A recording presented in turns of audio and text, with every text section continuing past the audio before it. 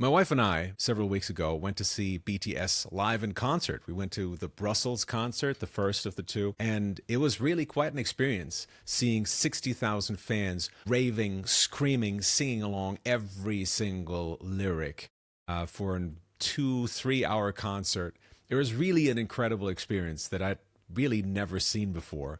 The amount of excitement that fans have for this band is really quite something. Today, I would rather take a more analytical approach with this band though, and really take apart their songwriting and see how it's done, where it came from. This whole thing is based off of a request that we got from one of my subscribers, Tatiana McClintock 5332 requested this. So that's why we're doing this today. Also, the writers on this were RM, Rap Monster is the lead of BTS, and then a whole bunch of other writers, Tyler Spry, James Essien, Sean Foreman, Jameson Bacon, Ryan Tedder of One Republic fame, Kirsten Spencer, Derek Milano, and P-Dog. All, I believe, part, other than RM, of course, part of Ryan Tedder's team. Producers on this are Tyler Spry and Eclair. So as far as I understand the story, Ryan Tedder was writing for the record before the band had even decided what kind of music they wanted to make, and sent in hundreds of tracks just every day because he really wanted to be on that record.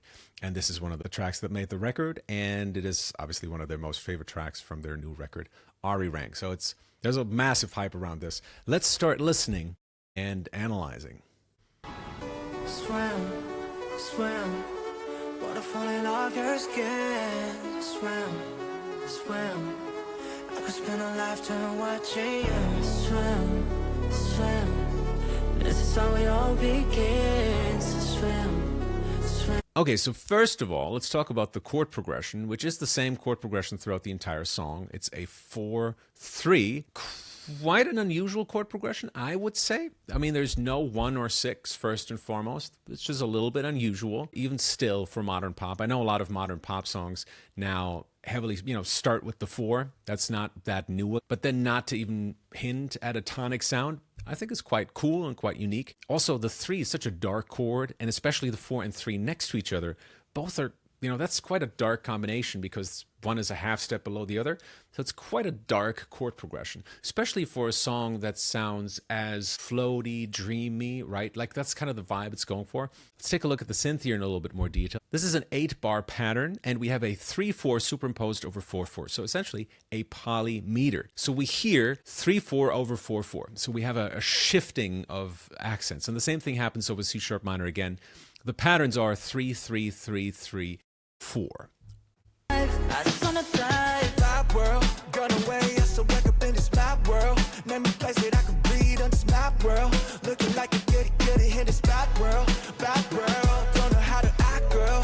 Now the synth we heard in the intro is exchanged for something a little bit simpler, which is probably because once you start rapping, you want the rapper to have a lot of freedom to rhythmically express themselves, and if they want to move across the bar line, then that should be possible.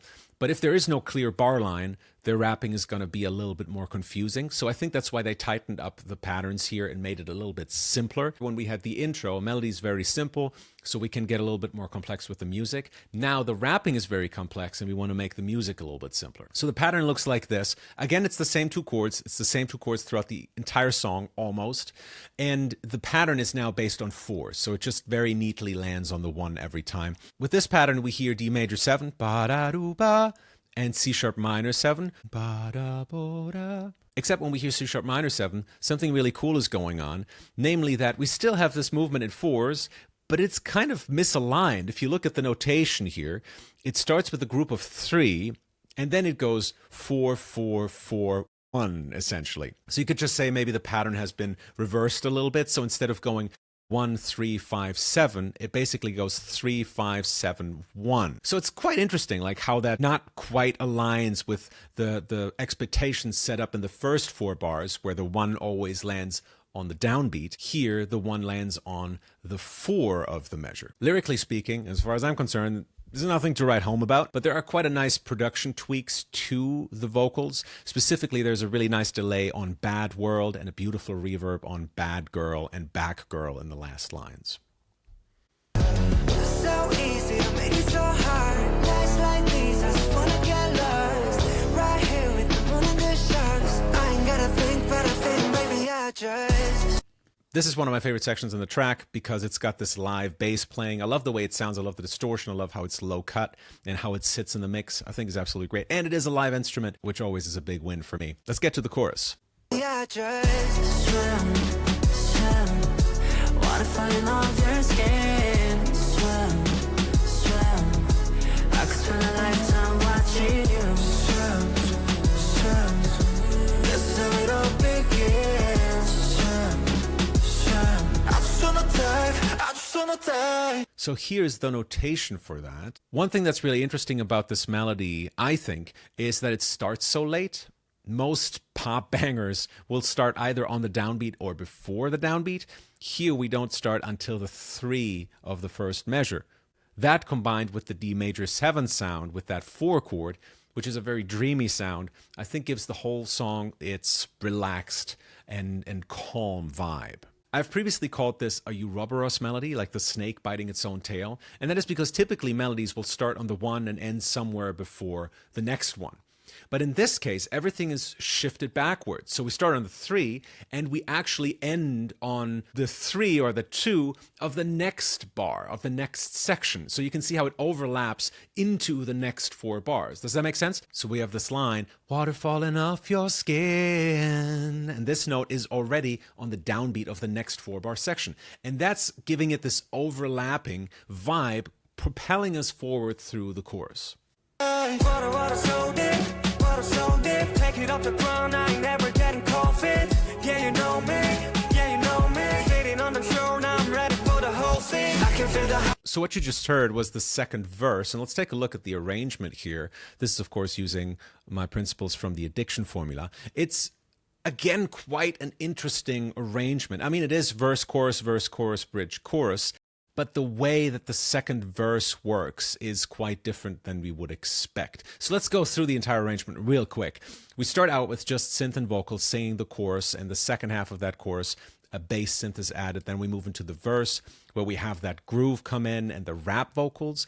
We also change the synth lead to a synth pluck, playing that D major 7 sound, and we have an E piano coming in the second half of the verse. Then we move into a pre-chorus where we add that live bass, and it sounds more legato. The hi-hat is taken out, and the drum sound is exchanged for a more lo-fi sound. Then we move into the chorus, and we have the bass come in, and that intro synth makes a return, and we have that little flicker synth at the beginning on the 1. So actually, that's a really smart move in many ways, I think. First of all, it's a really recognizable sound. It does sound like water, and it fills the space, it fills that gap before the vocals come in on the 3. In the second half of the chorus, we add in some backing vocals. We'll take a look at that in just a second. Then we move into verse 2, where that synth pluck from verse 1 has now been replaced by a pad. We again have that groove, and we have a little bit of rapping. And in the second half of that, we add bass, choirs, and a lead synth. If you look at the energy curve here, you can see that this second half of the second verse is already the energy level of the first chorus. We have seen this kind of behavior before. When we looked at Huntrix's Free,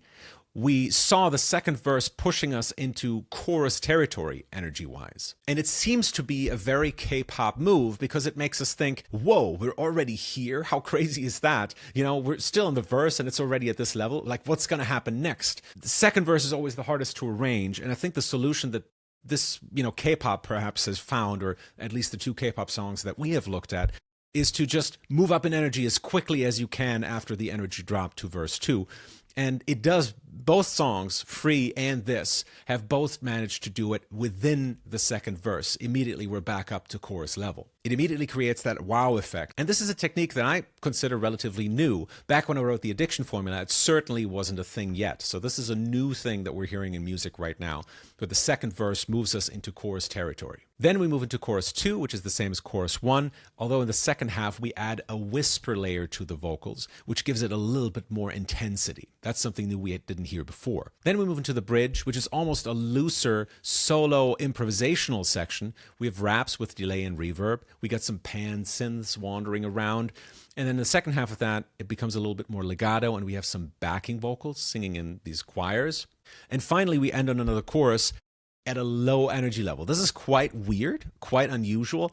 Most pop songs end on a big finale. This song doesn't do that. This ends with a low energy version, just electric piano, vocals with reverb, and then the second half we add some backing vocals.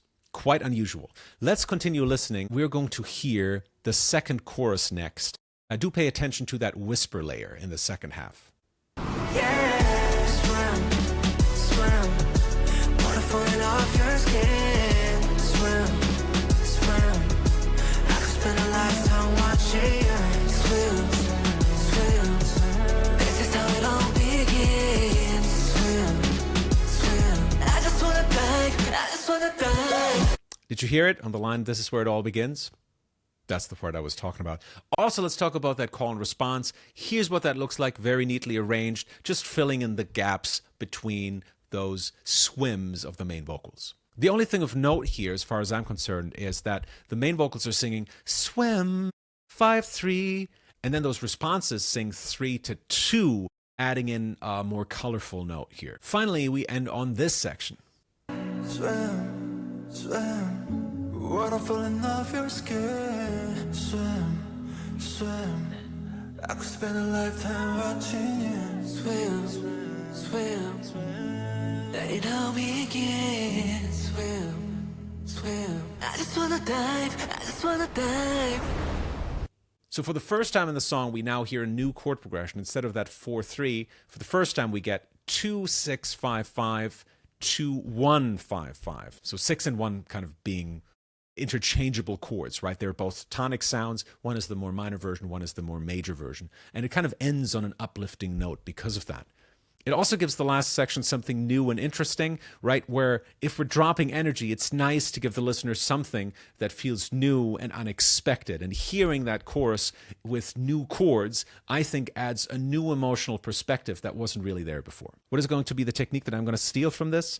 It is going to be the second verse moving into chorus territory. Let's call that a second verse jump. It is essentially a challenge to the writer. If you already go into chorus territory in the verse, where do you go after that? How do you push yourself even further after that? That's what I think is exciting about it. And maybe it'll open up some new ways of storytelling and some new things that, previously were unforeseen. Maybe figuring out ways to make the second chorus more exciting. That's something that I definitely want to try, and I will try. So that's going to be my stealable technique for this episode. If you are interested in what we do with holistic songwriting, please do check out our website, holistic-songwriting.com. Link is in the description. We have tons of courses for teaching you how to listen to music better and how to write your own music just like this, right? My whole life essentially has been about figuring out the rules of great music and then giving you principles and giving you techniques and tools that you can use to make your own songs better, no matter where you are on your journey from complete beginner to complete professional, right? We have stuff for everybody out there. So if you're interested in improving your craft, do check out our website. If you want to send us a comment, feedback, questions, ideas for future episodes, please email us to stealthissong@holistic-songwriting.com. That's stealthissong@holistic-songwriting.com. That's it for me. Thank you for watching, and I'll see you next week. Stay gefährlich.